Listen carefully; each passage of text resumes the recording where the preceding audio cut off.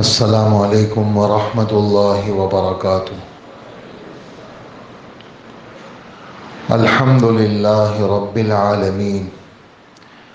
الحمد للہ الحمد للہ نحمده ونستعینه ونستغفره ونؤمن به ونتوکل علیہ ونعوذ باللہ من شرور انفسنا ومن سیئات اعمالنا ونعوذ باللہ من شرور انفسنا ومن سیئات اعمالنا ونعوذ باللہ من شرور انفسنا ومن سیئات اعمالنا من يهده اللہ فلا مضل له ومن يضلله فلا هادی له ونشهد ان لا الہ الا اللہ وحدہ لا شریک له ونشهد أن سيدنا ونبينا وحبيبنا ورحمتنا وقرة أعيننا وطبيب قلوبنا وشفيعنا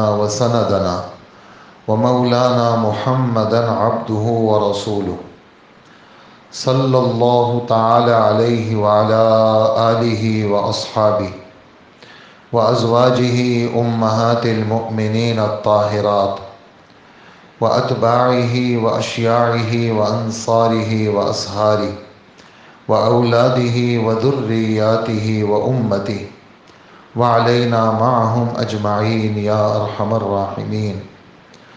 أما بعد فأعوذ بالله من الشيطان الرجيم. بسم الله الرحمن الرحيم. ولكل أمة جعلنا منسكا ليذكروا اسم الله على ما رزقهم من بهيمة الأنعام فإلهكم إله واحد فله أسلموا وبشر المخبتين الذين إذا ذكر الله وجلت قلوبهم والصابرين على ما أصابهم والمقيم الصلاة ومما رزقناهم ينفقون والبدن جعلناها لكم من شعائر الله لكم فيها خير فاذكروا اسم الله عليها صواف فإذا وجبت جنوبها فكلوا منها وأطعموا القانع والمعطر كذلك سخرناها لكم لعلكم تشكرون لن ينال الله لحومها ولا دماؤها ولكن يناله التقوى منكم كذلك سخرها لكم لتكبروا الله على ما هداكم وبشر المحسنين.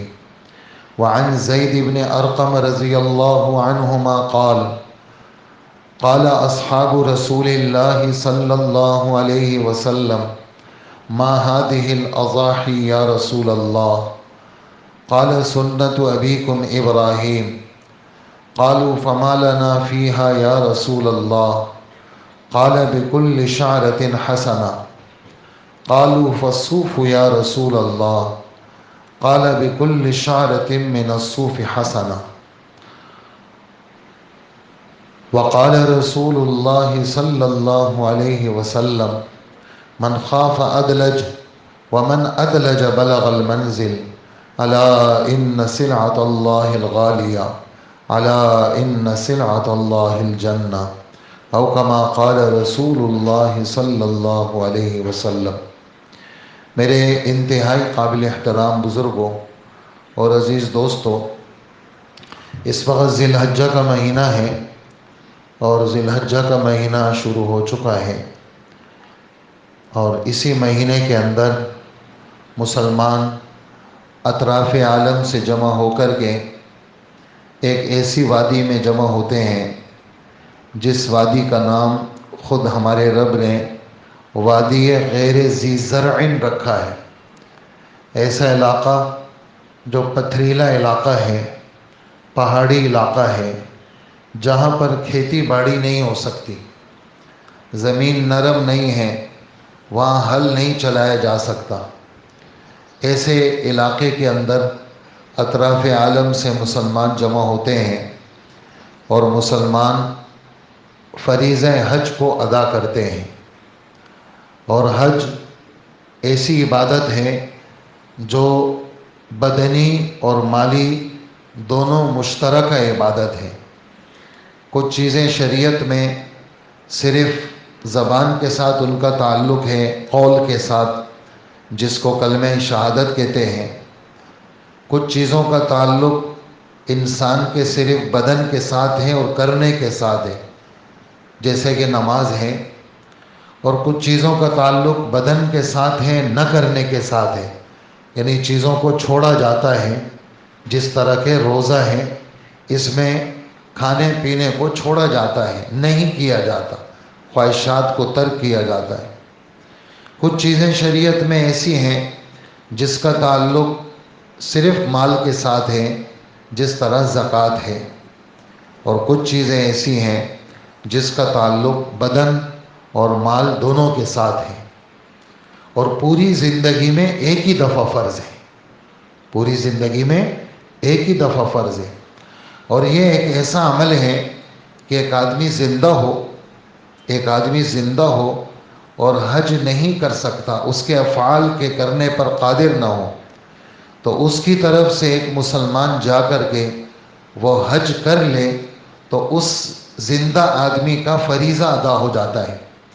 یہ بات روزے میں نہیں ہے اور یہ بات نماز میں نہیں ہے کہ ایک آدمی کسی کی طرف سے نائب بن کر کے نماز پڑھے تو وہ نہیں پڑھ سکتا، ایک آدمی کسی بیمار کی طرف سے نائب بن کر کے روزہ رکھے وہ نہیں رکھ سکتا، لیکن ایک آدمی کسی معذور کی طرف سے نائب بن کر کے زندہ آدمی کی طرف سے حج کرے تو وہ حج کر سکتا ہے۔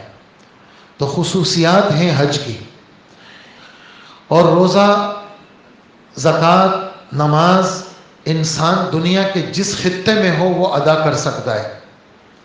نماز کہیں پر بھی ہے نماز پڑھ سکتا ہے، پہاڑ کی چوٹی پر ہے تو نماز پڑھ سکتا ہے، سمندر کی تہ کے اندر ہے تو نماز پڑھ سکتا ہے، کہیں پر بھی ہے وہ نماز پڑھ سکتا ہے، اور زندگی کے جس گوشے میں ہے اور زندگی اور پوری دنیا میں کسی بھی مکان میں ہے وہ روزہ رکھ سکتا ہے۔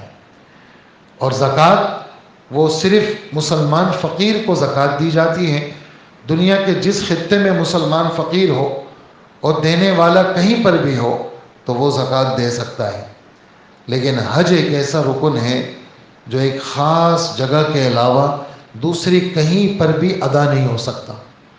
بہت خوبصورت علاقہ ہے لیکن وہاں حج نہیں ہو سکتا، بہت بڑی جامع مسجد ہے، روحانیت سے بھرپور جگہ ہے، لیکن وہاں حج نہیں ہو سکتا۔ حج تو وہیں پر ہوگا جہاں کرنے کا حکم ملا ہے کہ 8 ذی الحجہ کو آپ نے مینا کے اندر 5 نمازیں پڑھنی ہیں، ظہر سے لے کر فجر تک۔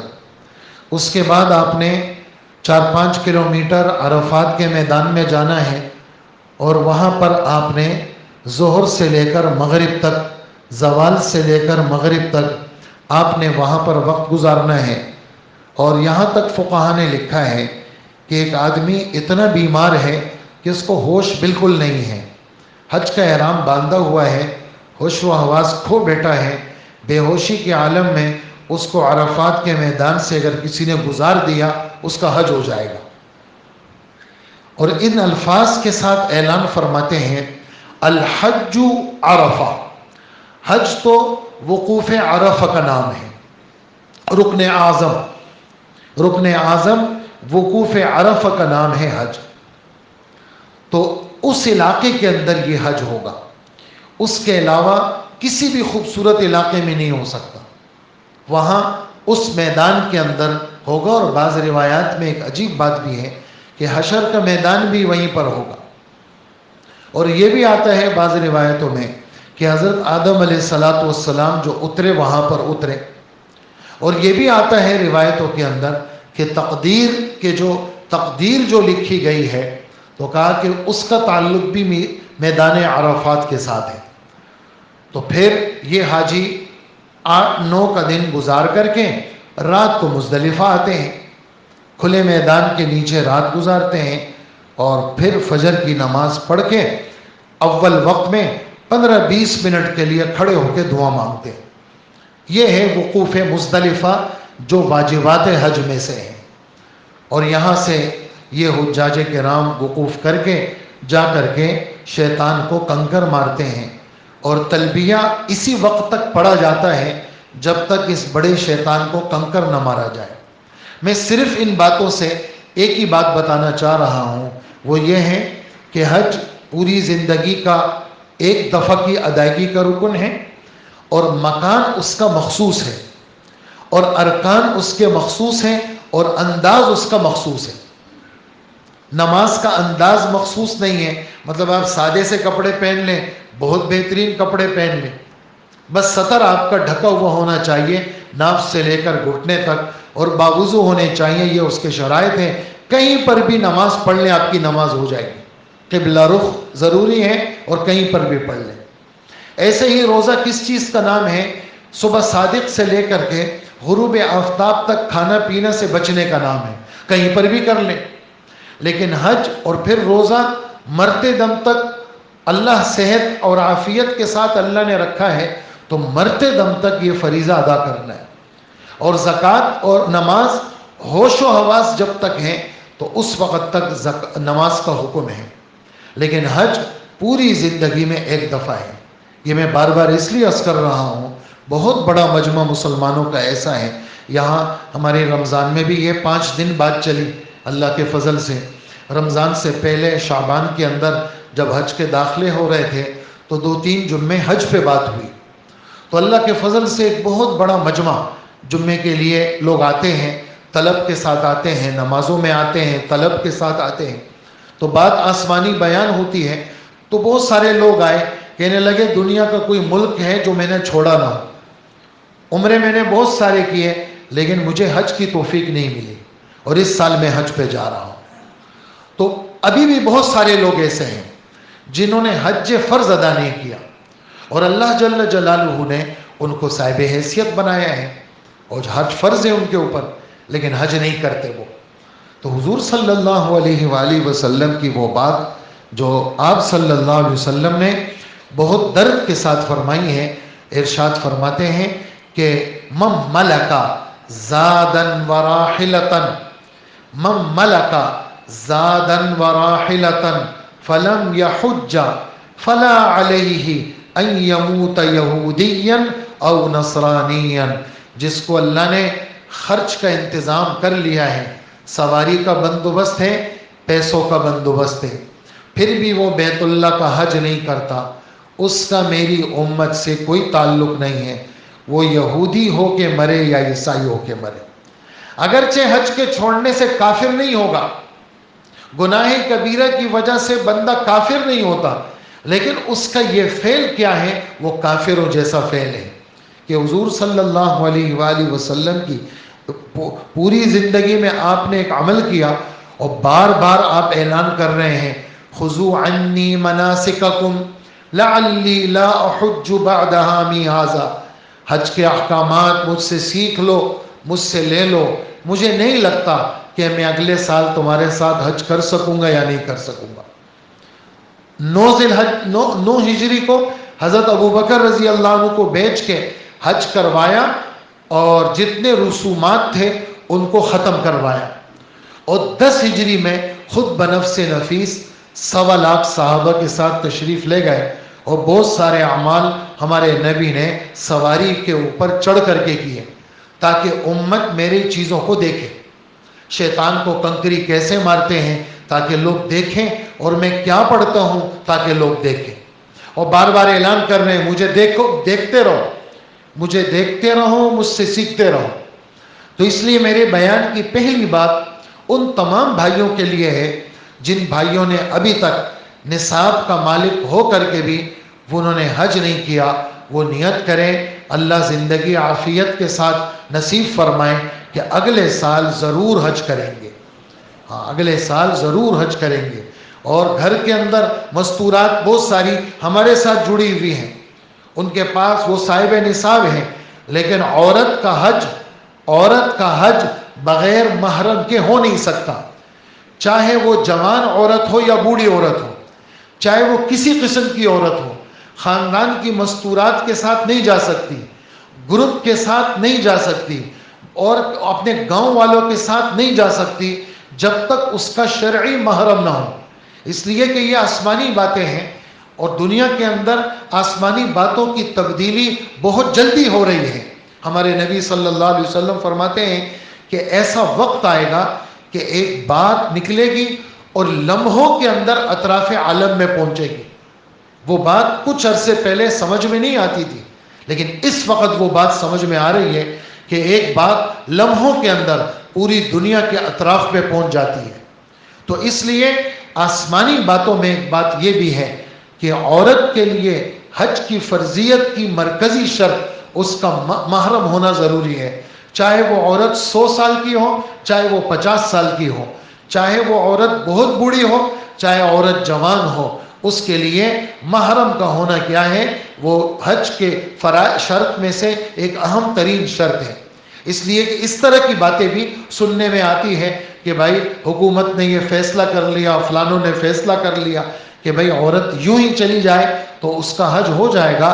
ہمارے احناف کے مسلک کے مطابق، چونکہ ہم امام ابو حنیفہ رحمۃ اللہ علیہ کے پیروکار ہیں اور امام صاحب کی کوئی بات وہ دلیل کے خلاف نہیں ہے، قرآن و حدیث کی دلیل کے خلاف نہیں ہے، اس لیے عورت بہت ساری مستورات ہم ان کے لیے رکاوٹ ہیں اور ہم نہیں جاتے تو ان کا حج فرض بھی ادا نہیں ہوتا۔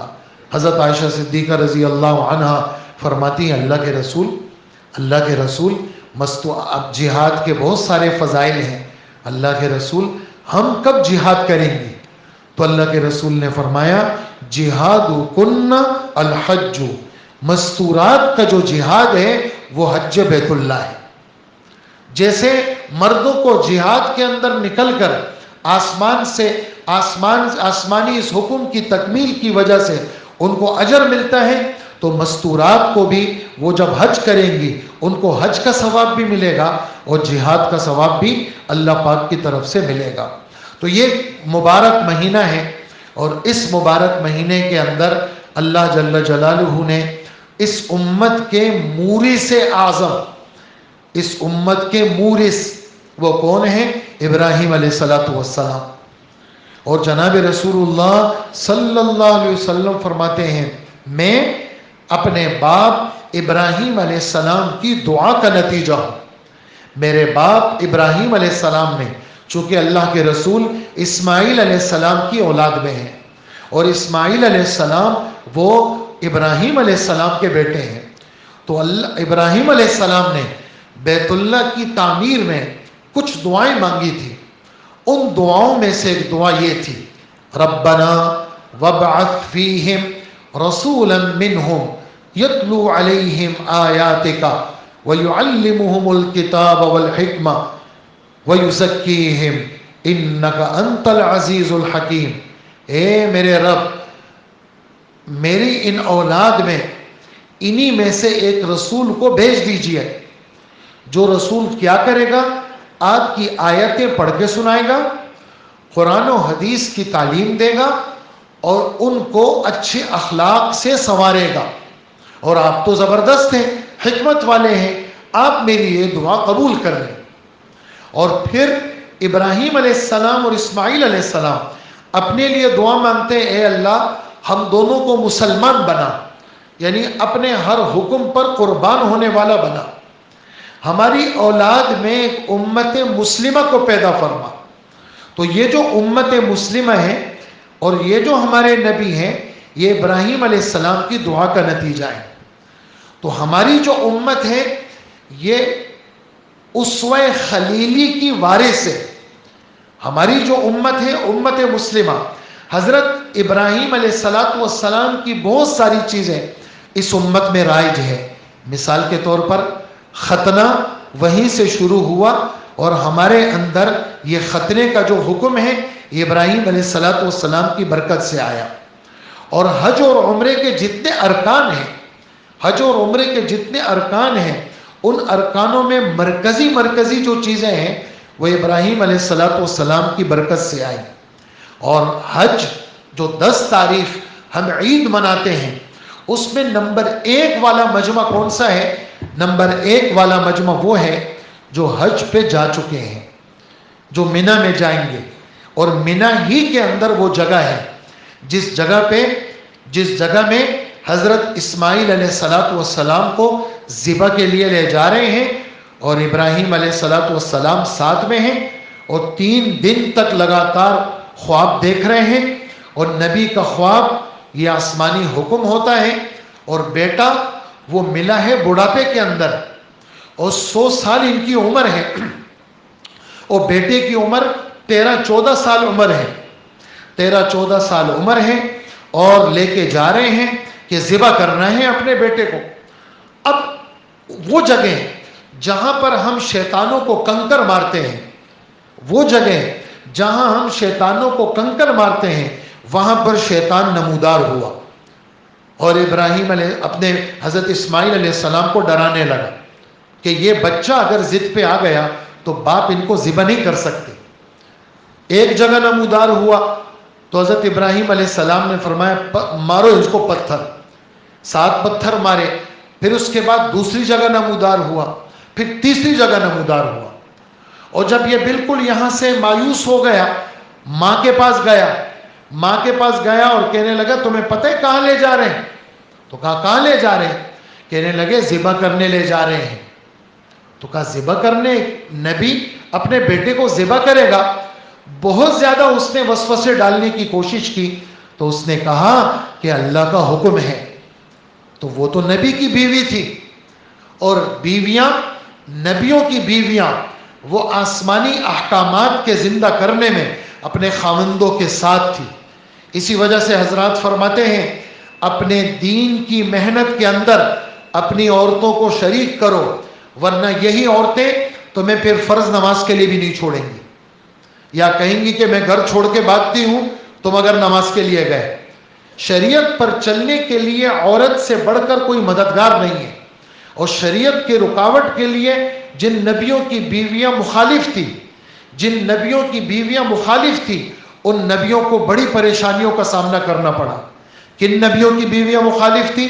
حضرت نوح علیہ السلام اور حضرت لوط علیہ السلام، ان دونوں کی بیویاں مخالف تھی، تو ان نبیوں کو پریشانیوں کا سامنا ہوا۔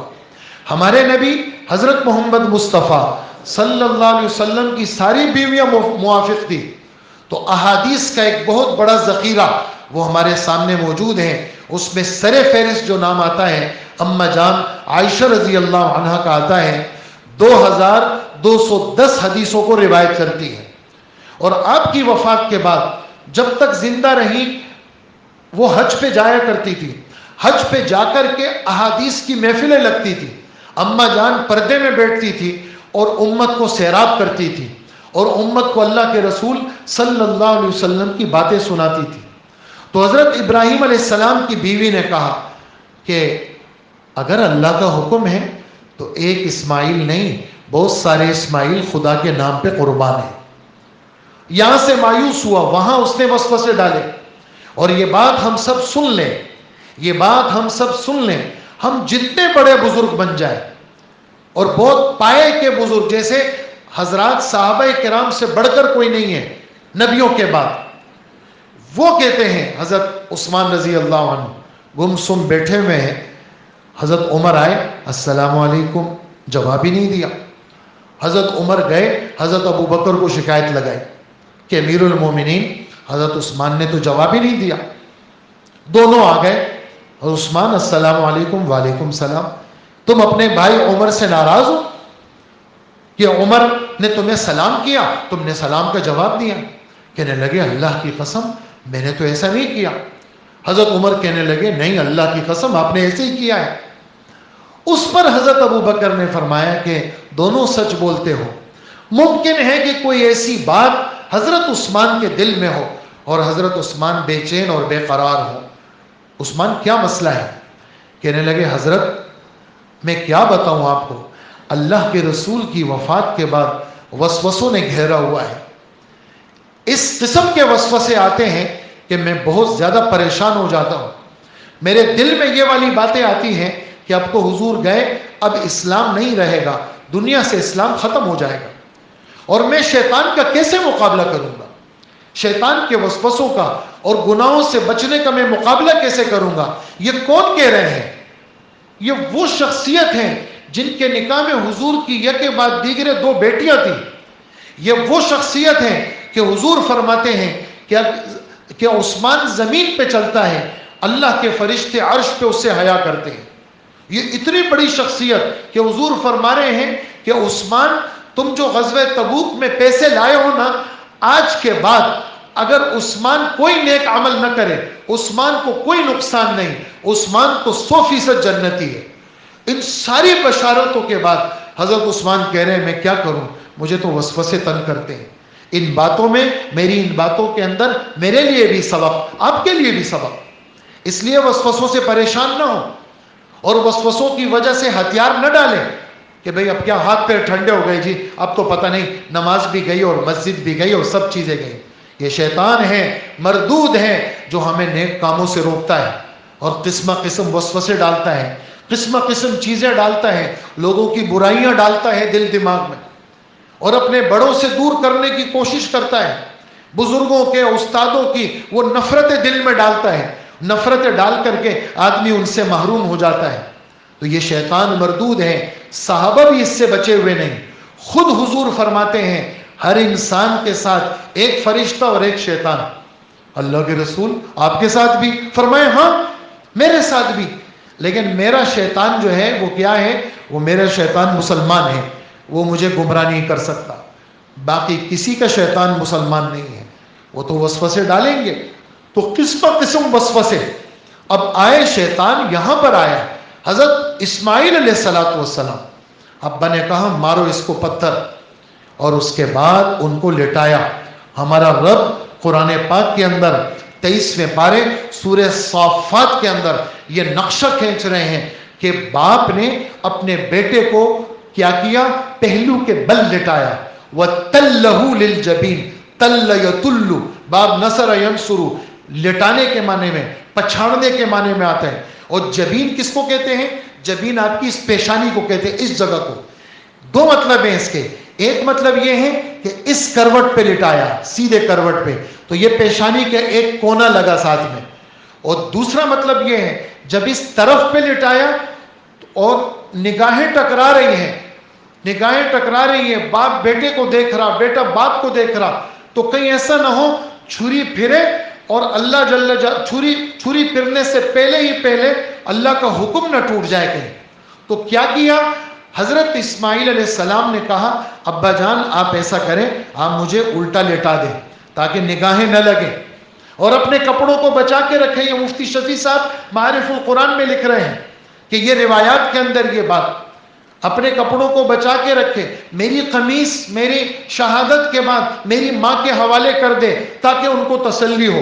اب یہ ساری باتیں ایک 13 سال کا بچہ کر رہا ہے، تو کیا کیفیت اور کیا اولو العزمی ہوگی اس باپ کی اور اس بچے کی.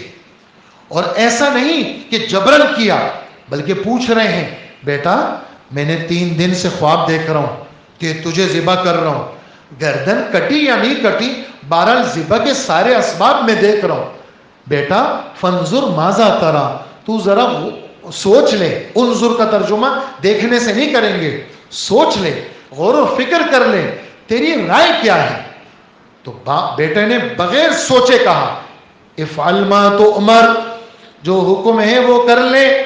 ستجدنی انشاء اللہ من الصابرین، انشاءاللہ آپ مجھے صبر کرنے والوں میں پائیں گے.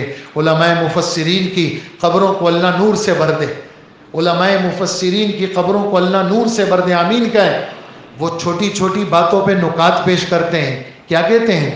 کہنے لگے جب انشاءاللہ کہا نا تو معاملہ خدا کے حوالے کر دیا. میں کچھ نہیں، کون کرنے والا ہے؟ اللہ کریں گے. یہ ذبح، گردن پہ چھری پھیرنا، اپنا ایک بیٹا اس کے گردن پہ چھری پھیرنا، ارمانوں سے مانگا ہوا بیٹا اور گردن پہ چھری پھیرنا، یہ کوئی آسان کام ہے؟ تو کہا نہیں انشاءاللہ اللہ کریں گے. پھر یہ نہیں کہا میں صابر ہوں، ستجدنی انشاءاللہ انا من الصابر، میں صابر ہوں، نہیں. صابرین، صبر کرنے والوں کی ایک بہت بڑی جماعت ہے. میں کوئی بڑا آدمی نہیں ہوں، مجھے بھی آپ صبر کرنے والوں میں پائیں گے. بہت بڑا مجمع ہے صبر والوں کا، میں بھی ان میں سے ایک ہوں. دونوں نے تابعداری کا اظہار کیا. باپ نے بیٹے کو لٹایا, کروٹ پہ لٹایا, مشکل ہو گئی, اب پیشانی کے بل لٹایا اور وَتَلَّوْ وَنَادَيْ, اب چھری پھیر رہے ہیں. اللہ جل جلالہ نے ان کے گلے اور ان کے چھرے کے بیچ میں ایک پیتل کا ٹکڑا لے کے آ گئے. مجال ہے کہ وہ چھری چلے, اور اوپر سے آواز آئی, نادیناہ, ہم نے آواز دی, شاباش اے ابراہیم. حضرت تھانوی کا ترجمہ پیش کر رہا ہوں, شاباش اے ابراہیم, قد صدقت الرؤیا, آپ نے یہ خواب سچ کر کے دکھایا. انا کذالک نجزی المحسنین, مخلصوں کو تو ہم ایسے ہی بدلہ دیتے ہیں, مخلصوں کو ہم ایسے ہی بدلہ دیتے ہیں. وَفَدَيْنَاهُ بِذِبْحٍ عَظِيمٍ, ہم نے فدیہ میں ایک بہت بڑا مینڈھا دیا. یہ کون سا تھا؟ کائنات کا پہلا انسان, آدم علیہ السلام کا بیٹا جس کا نام حابیل تھا, اس نے بھی ایک جانور کی قربانی دی تھی. جو زندہ جانور وہ اوپر چلا گیا تھا, جبرائیل علیہ السلام وہ جانور لے کے آئے اور وہیں پر رکھا. وہ جانور حضرت اسماعیل علیہ السلام کو کھینچا اور ان کے بدلے میں وہ جانور ذبح ہو گیا. حضرت ابراہیم علیہ السلام تو دل سے بیٹے کو نکال چکے تھے, لیکن جب دیکھا بیٹا زندہ کھڑا ہے اور ایک جانور تڑپ رہا ہے, خود ہمارے رب فرماتے ہیں, ان ھذا لہو البلاء المبین, بے شک بات ہے. اب اس جملے کا زور دیکھیں آپ, انا الگ لے کے آئے جو تاکید کے لیے ہوتا ہے, ھذا کو الگ لے کے آئے یہ بھی تاکید کے لیے ہوتا ہے, اور لام اور ہوا الگ لے کے آئے, اور البلاء المبین, البلاء الف لام کے ساتھ, المبین الف لام کے ساتھ, یہ 5-6 تاکیدوں کے ساتھ یہ جملہ لے آئے کہ یہ بہت بڑی آزمائش تھی, لیکن اس میں پاس ہو گئے. اور اللہ پاک نے ان کو امامت کا تاج ان کے سر پر رکھا, اور یہ رسم عاشقی یہ قیامت تک قائم کر دی. ہم آپ فخر محسوس کرتے ہیں قربانی کا جانور جناب, ہم اس کا خیال رکھتے ہیں, اور فرمایا قربانی کے جانور کا خیال رکھو. یہ قربانی کا جانور عید کے دن سب سے بڑیا عمل جو اللہ کو اچھا لگتا ہے. اما جان حضرت عائشہ کی حدیث ہے کہ جناب رسول اللہ صلی اللہ علیہ وسلم فرماتے ہیں, ما عمل ابن آدم من عمل یوم النحر احب الی اللہ من احراق الدم. 10, 11, 12, 10 کے صبح عید کی نماز کے بعد سے یہ عمل شروع ہوتا ہے 12 کے غروب تک. 12 کے غروب کے بعد نہیں, چوتھے دن نہیں. حضرت عبداللہ ابن عمر کی حدیث ہے, الاضحی یومان بعد یوم النحر, قربانی وہ تو 10 کے بعد 2 دن اور ہے, 10 کے بعد 2 دن اور, 11 اور 12, ہاں 10 یعنی 12 کے غروب کے بعد قربانی نہیں ہوگی. اور کسی نے نہیں کی تو کہا ایک جانور خیرات کر دے, کوئی غلطی میں رہ گیا ایک چوتھے دن قربانی نہیں, قربانی تو 3 دن ہوگی, 3 دن ہوگی. اور اس دن 10 تاریخ کو اللہ کے دربار میں سب سے بڑی عمل وہ کون سا ہے؟ کہ جی جانور کا خون بہانا ہے. بس ہمیں تو بھئی جانور کا خون بہانا اچھا لگتا ہے. اس 10 تاریخ کو لوگ کہتے ہیں جو آزاد خیال ہوتے ہیں وہ کہتے ہیں جی اتنے جانوروں کو ذبح کرنے سے کیا ملے گا, اس کے یہ پیسے یتیم خانے میں دے دو. آپ کو پتہ نہیں ہے کہ چلڈرن ہاسپٹل بن رہا ہے, کینسر ہاسپٹل ہے اور فلانے ہاسپٹل ہے, وہاں دے دو یہ پیسے. اتنے آپ پیسے لگا رہے ہیں. ایسے لوگوں کو یہ بات معلوم ہونی چاہیے کہ جس نبی کے ہم نام لیوا ہیں, آج کوئی ہے ایسا فرد جو 100 جانوروں کی قربانی, اونٹوں کی قربانی, جس میں سے 63 اپنے ہاتھ سے کوئی ذبح کرے. پوری دنیا کو چیلنج ہے, اور پوری دنیا کے مسلمان اس کو دیکھ لیں کہ کوئی شخص ایسا ہے جو 63 اونٹوں کو اپنے ہاتھ سے ذبح کرے. ایسا ہے کوئی فرد؟ نہیں ہے کوئی فرد. قربانی تو ایک ہے, صرف وہ تو ایک حصہ ہے. ہم جس نبی کے نام لیوا ہیں وہ 100 اونٹوں کی قربانی کر رہے ہیں, تو 100 کتنے ہو گئے؟ 700 حصے کر رہے ہیں. اور یہاں ایک حصے پہ اشکال ہے, کہتے ہیں یتیم خانے میں پیسے دے دو. حضرت مفتی ولی حسن صاحب ہمارے بدور ٹاؤن کے شیخ الحدیث مفتی اعظم پاکستان، وہ فرماتے ہیں ایک قربانی کی صورت ہوتی ہے، کسی ایک عمل کی شکل ہوتی ہے، ایک عمل کی حقیقت ہوتی ہے۔ قربانی کی حقیقت کیا ہے؟ قربانی کی حقیقت اخلاص ہے۔ اور قربانی کی شکل کیا ہے؟ جانور شرائط والا لے کر کے اس کے گلے پہ قبلے کی طرف منہ کر کے چھرا پھیر دو، اور یہ جانور کل قیامت کے دن زندہ ہو کے آئے گا، اپنے کھال، اپنے گوشت، حتیٰ کہ وہ پایوں کے نیچے، پاؤں کے نیچے جو کھر ہوتے ہیں، جو جانور رکھتے ہیں اس طرح، جانوروں کے جو بوٹ ہوتے ہیں، فرمایا یہ بھی کل قیامت کے دن آئیں گے اور تمہاری بخشش کا سبب بنیں گے۔ یہ جانور کل قیامت کے دن زندہ ہو کے آئیں گے اور ان قربانی کرنے والوں کی بخشش کا سبب ہوں گے۔ اے مسلمانوں، جب قربانی ہو تو دور مت رہا کرو۔ مومن بزدل نہیں ہوتا کہ جی میں خون دیکھ نہیں سکتا، نہیں یار مجھے ڈر لگتا ہے، نہیں، تیز چھرا لے کر کے اس جانور کے گلے پہ پھیرا کرو اور بسم اللہ اللہ اکبر کے نعرے بلند کیا کرو اور جانور کا گردن کاٹا کرو۔ کیوں؟ مومن بزدل نہیں ہوتا، مومن تو دلیر ہوتا ہے۔ اور فرمایا فاطمہ جب قربانی ذبح ہونا وہاں موجود رہنا۔ کیوں؟ اس لیے کہ خون کا قطرہ زمین پر گرنے سے پہلے اللہ کے ہاں سند قبولیت لے لیتا ہے۔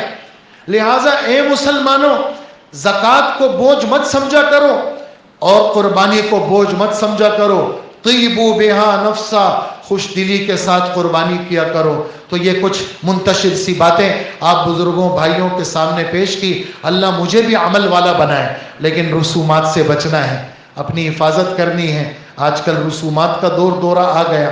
ہاں، جس جگہ ہمارے جانور کھڑے ہیں پوری رات جانوروں کے ساتھ ہوتے ہیں، نمازیں نہیں پڑھتے۔ جانور خریدنے والے جانور کے لیے جاتے ہیں لیکن نمازیں فرض چھوڑ دیتے ہیں۔ فرض نمازوں کا فرض ہے۔ حج کے لیے بندہ جا رہے ہیں، فرض نماز نہ پڑھے، کہاں جا رہے ہو؟ حج پڑھنے جا رہا ہوں جی۔ تو حج پڑھنے جا رہے ہو، نماز بھی تو فرض ہے، نماز کا خیال رکھو۔ تو پوری رات جانوروں کے پاس ہونا اور نماز نہیں پڑھنا یہ ٹھیک نہیں ہے۔ پھر ان خیموں کے اندر، ان ٹینٹوں کے اندر مستورات بے پردہ آتی ہیں معذرت کے ساتھ، اور پوری رات صبح تک ہماری مستورات عجیب عجیب کپڑوں میں آ کر کے وہ جانوروں کے پاس ٹہلتی ہے۔ خدا کا واسطہ اپنی چیزوں کو خراب نہ کریں۔ ہمیں تو یہاں تک حکم ہے، علی جو تیرے جانور کی رسی ہے نا، اور اس کے اوپر جو تم نے خوبصورتی کے لیے جھول وغیرہ ڈالا ہوا ہے، یہاں تک اس کو بھی صدقہ کرنا ہے، پھینکنا نہیں ہے اس کو بھی۔ یہ جو تمہارے جانور کی خوبصورتی کے لیے تم مختلف ہار ڈالتے ہو نا، اور مختلف رسیاں ہیں جانور کے ساتھ جو چیزیں جڑی ہوئی ہیں، وہ بھی صدقہ کرو۔ جیسے قربانی کا گوشت وہ تم نے بیچ نہیں سکتے، اگر کوئی چیز بیچنی پڑ جاتی ہے اس کی قیمت صدقہ کی جاتی ہے۔ جیسے کھال ہے، اس کی ذات، اس کی شکل باقی ہے تو اس کو نفع میں لا سکتے ہو، ورنہ کھال بھی ایسی جگہ پہنچانا ضروری ہے جہاں زکوٰۃ پہنچائی جاتی ہے۔ کھال کو جمع کر کے اس سے آپ نے ہسپتال بنا لیا، کھال کو جمع کر کے امام، مؤذن، خادم اور مدرس کی تنخواہ میں دے دیا، کھالوں کو جمع کر کے آپ نے اپنے آفس کے لیے فرنیچر لے لیا، اس کی شریعت اجازت نہیں دیتی۔